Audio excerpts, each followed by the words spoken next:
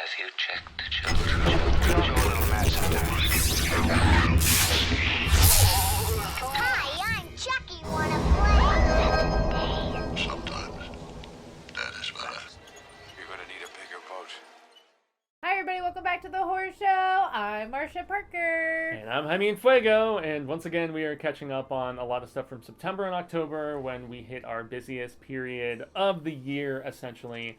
And Heather Smith, we're finally finishing We're so close. Sharknado saga. We're so close. Sharknado 5 Global Swarming. Woo! But why? There's one more after this. Yay! Oh man, so this is a franchise that I feel like got better for a little while, and then it kind of reached its peak, and then coasted. Yeah. And that is most definitely what this one kind of epitomizes. Yeah. And they didn't know what to do, and then this is... They were just trying to figure out, okay, so first How do I keep going more extreme? First of extreme cheddar. So, what? In the first one it was LA, second one was New York, third one was like... Florida. Yeah, and then there was like some Midwest stuff as well, or maybe that was the fourth one, because they messed up like Mount Rushmore and all this different shit. Anyway, I just remember 4 being where... The what 4 was like they had 4 the was radar, Las Vegas, that they had 4 was where they went to space, right? If I remember correctly. End. At the end of it, yeah.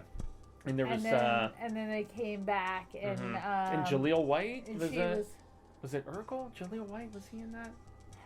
I I don't remember. My don't God, recall. it's been so long. But then Tara Reid became a robot. Yeah, she was like half cyborg. She was like turned into that by her father, and wow. So and now so and silly, now so over the top. we Anyway. ended 4 with their son came back from time jumping and like everybody's dead. Oh wait, no, that's how this one that was ends. 6. That was 6. 5 was where his former bartender we girl. ended 5. She had the well. 5 was where she had what the shark the sister global swarming was where so she had her and like the shark sisters or some shit like that, and they were at Easter Island where all of the heads, and they were like. Apparently, Sharknadoes had been happening for a long period of time, and so there's the discovery of these hieroglyphics that show that it's been averted at previous instances, and so Finn. And then they release it like. What is her name? Nova, right? Nova. Yeah. So Nova is investigating with her shark sisters, and so she figures out and she brings Finn in, and then essentially we're in London for a little bit, and we have Chris Kattan from SNL. Like the Prime Minister or something? Prime Minister, I think, yeah. And then the Queen is in there too, as Finn gets to meet up with her at one particular point. And we have British newscasters from, I don't know if it's Sky One or whatever the main news station is over there. But so, Sharknadoes had already happened all across the United States, but in this one, they're going to start happening all across the entire world. Causing, like, all of these things, like extreme cold, so you have, like, they're in Switzerland for that, if I remember. Yeah, and then, oh, that's where the girl is ice skating, remember? And she, like, slices the shark in half with her ice skate. Yeah. So like, derps. Everything, from rain to tornadoes to hurricanes to volcanoes to... ice storms. I already said ice storms.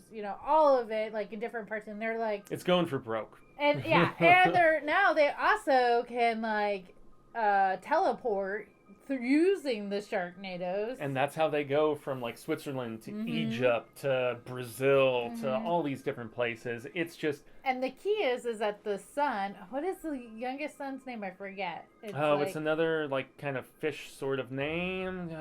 It's after. Gil. Gil, yes. Gil. Yeah, so Gil. And that stupid helmet that they give him. Yeah, oh my God. He gets so now they can't even recognize me and they won't attack me. And yet he gets caught in a Sharknado. And the predominance of the film is Finn and Tara Reid's character trying to get back in and rescue Gil from being stuck in the Sharknado. Yeah, so that's our journey. Yeah, and you've got cameos galore, and we haven't really approached these films the way that we do with our normal overall thoughts and acting and story and stuff, because it's really it's scant on just about everything. No, we're on the 5th one, and the acting is exactly the same. As hammy as you'd expect, right? Yeah. the sharks. Fishy as you'd expect. That's probably better. Yeah.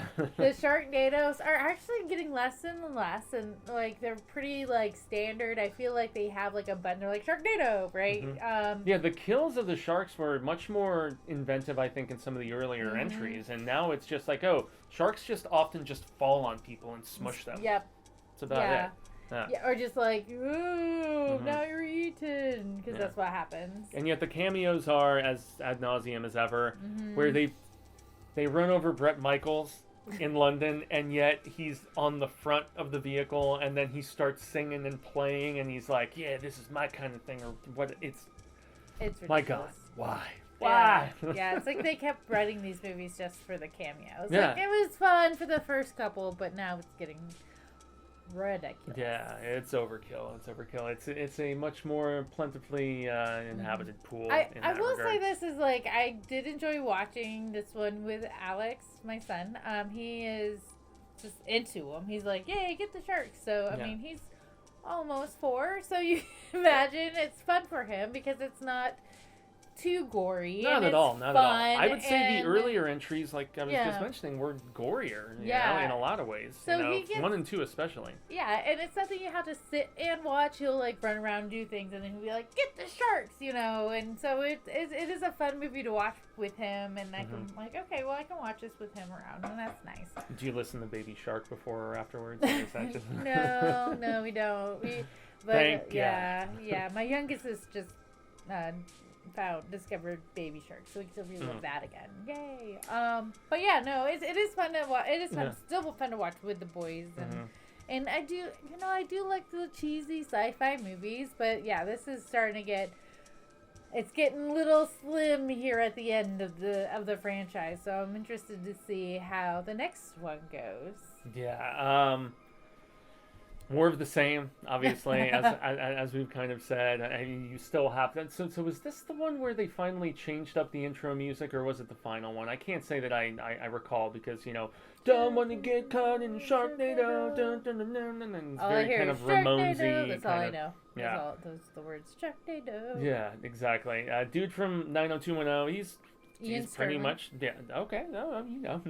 Yeah, I do. Yeah, Finn is pretty much the same as he, and dare I say, he's pretty much likable in all of these for me. Yeah, it's Tara Reid that I do. She's becoming more of this. I feel like more getting like they're piecing her together more and more to make her this like cybernetic, like half machine, half she human. has lasers in this and one, she can like fly, right? Is this the one where she's spinning around near the end of the movie? So yeah. I think not good things. No, bad things happen to her in this one.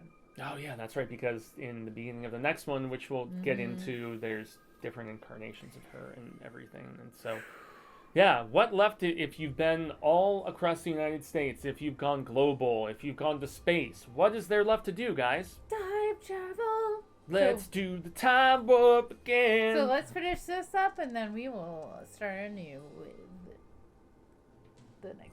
And well, the last one, as they call it, they're like Sharknado, the last one. It's about time. And it is about time. It is about time. So if you guys are very interested to see how we end this franchise, make sure you are a Patreon. Yes. First of all, like Heather Smith. Thank you, Carissa. Yeah, and then wait for that bell to ring. If you haven't turned it on, you better do it because we're going to talk Sharknado. It's about time. Yeah, we're finally gonna drain this ocean, put it to rest, apocalypse and all that jazz. I know you're dying, Heather. I know you want to know.